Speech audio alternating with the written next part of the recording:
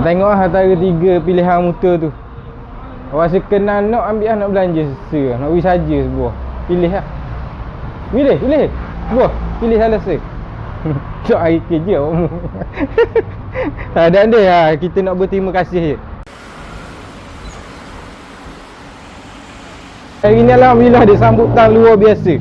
Sambut dah nak buat video pun, buat pun sikit je. Kita pun terpaksa turun tangan attack lah, kena layan customer. Sebab kita utama customer lagi. Nak rakan-rakan depan customer ni tak sedap. Ada setengah customer kadang-kadang dia tak boleh dengan kamera. Kita pun kena minta izin juga, tak sedap. Jadi kita pakai puff tutup kamera.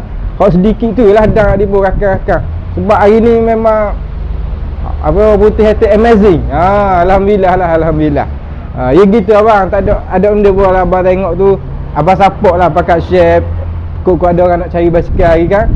Semoga beri manfaat pada orang. Jangan mindset kita buat video ni faham-faham lah. Kadang nega sekarang bang, nega sekarang mencabur. Jadi kita ni kena sentiasa cari jalan dan juga penyelesaian lah. Tak boleh nak beri alasan malah. Sebab kita, tanggungjawab kita banyak. Ikis keluarga, staff-staff dan lain-lain lah. Jadi support daripada orang umum ni pada saat ni membantulah juga. Alhamdulillah lah. Sambutan memang luar biasa. Alhamdulillah.